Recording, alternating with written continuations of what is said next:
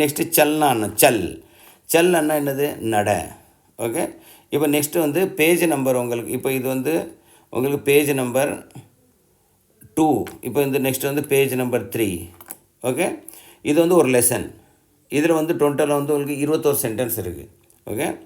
இது வந்து சல் அண்ணா நட, சல்னா நடக்கணும், சல் அண்ணா நட.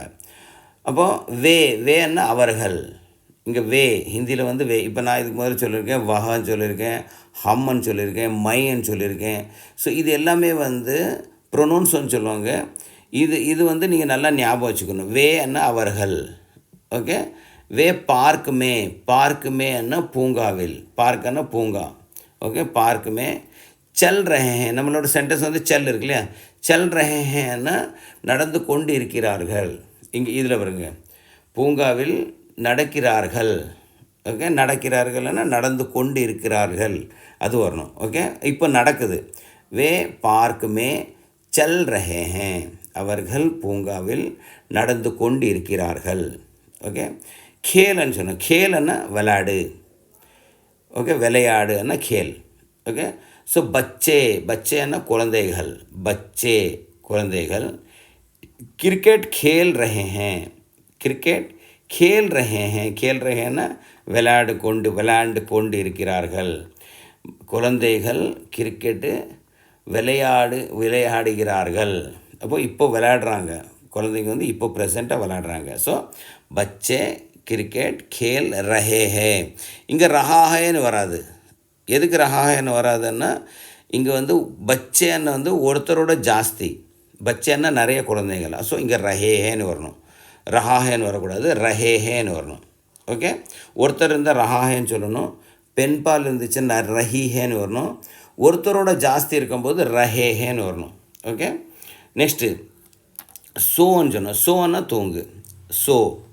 சோனா. இப்போ இதில் வந்து சோனான்னு இருக்குது. சோனான்னா தங்கம், தங்கம். அண்ணா தூங்கு. ஓகே. அண்ணா தூங்கு, டு ஸ்லீப், தூங்கு. ஓகே. பச்சான்னா குழந்தை, ஒரே ஒரு குழந்தை பச்சைன்னா குழந்தைகள். இதுக்கு மேலே பச்சேன்னு படித்தோம், குழந்தைகள். இப்போ பச்சான்னா குழந்தை, ஒரே ஒரு குழந்தை, பச்சா. பிஸ்தர் பர்னா படுக்கறை இருக்கு இல்லையா, பெட்டுன்னு சொல்லுவாங்க, பெட்டு. ஓகே. பச்சா பிஸ்தர் பர் சோ ரஹா ஹே, தூங்கி கொண்டிருக்கிறான். ஓகே.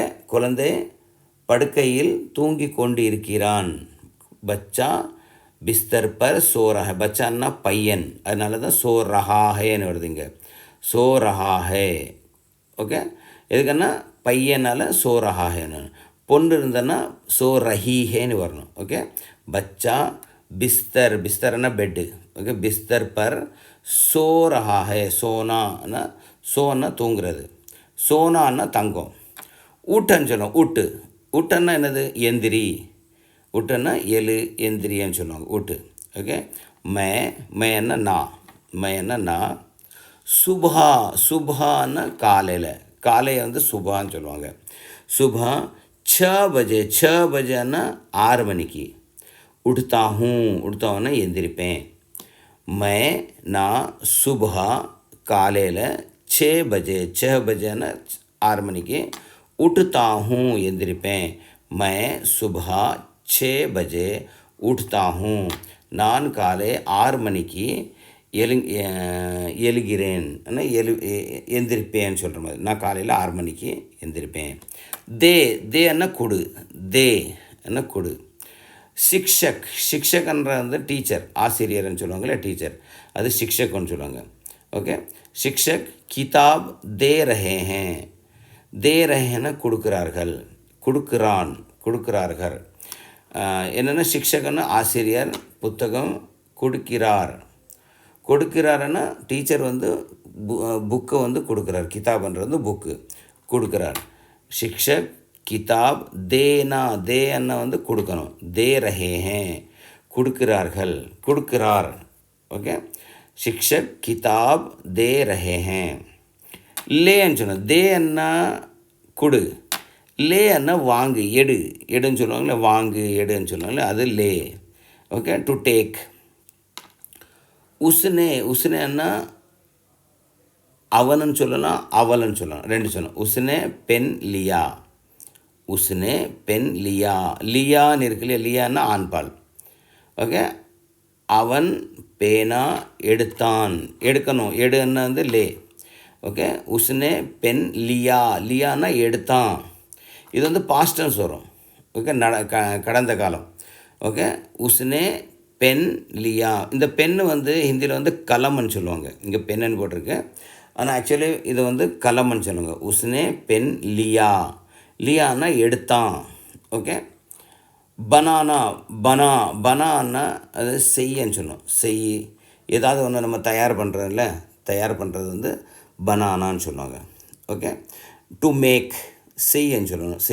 செய்கிறது, தயார் பண்ணுறது, தயாரி.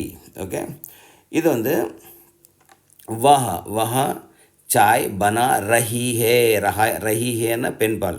ஓகே, வஹான்னா அவள். இங்கே வஹான்னா அவனுக்கும் வஹான்னு சொல்லணும், அவளுக்கும் வஹான்னு சொல்லணும். இங்கே ரஹி ஹேன்னு வர்றதுனால நம்ம இது வந்து அவள்ன்னு பண்ணணும். அவள், சாய் என்ன சாயா, தேநீர்னு சொல்லுவோம் இல்லை சாயா. பனா ரஹி ஹே, பனா ரஹின்னா தயாரிக்கிறாள். அவள் தேநீர் தயாரிக்கிறாள். தயாரிக்கிறான்னா சாயா போடுறான்னு சொல்லுவோம். அவள் சாயா போடுறான்னு சொல்லுவாங்க இல்லையா. ஸோ வஹ சாய் பனா ரஹி ஹே, வஹ சாய் பனா ரஹி ஹே. நெக்ஸ்ட் சீக்னா, சீக்னா பழகு, கற்றுக்கொள், சீக். Okay, to learn. ஸோ ஹம்னா நாம். ஓகே, இங்கிலீஷில் வந்து வின்னு சொல்லுவாங்க. ஓகே, நாம். ஸோ ஹம்.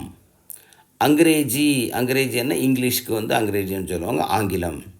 ஓகே, சீக் ரஹேன்னா கற்றுக்கொண்டு இருக்கிறோம். நாங்கள் வந்து இங்கிலீஷ் வந்து கற்றுக்கொண்டு இருக்கிறோம், ஆங்கிலம் கற்றுக்கொண்டு இருக்கிறோம். ஸோ ஹம் அங்கிரேஜி சீக் ரஹேன்னா கற்றுக்கொண்டு இருக்கிறோம். நெக்ஸ்ட்டு சிக்கானான்னு சொல்லணும். சிக்கானான்னா ஃபஸ்ட்டு சீக்கன்னா பழகணும், சிக்கானான்னா கற்றுக் கொடுக்கணும். ஓகே, கற்பின்னு சொல்லுவாங்க இல்லையா, டு டீச், சொல்லிக் கொடுக்குறது வந்து. இப்போ நான் வந்து உங்களுக்கு ஹிந்தி சொல்லிக் கொடுக்குறேன், அப்போ நான் வந்து சிக்கானா, நான் சிக்கா ரஹா ஹூம்.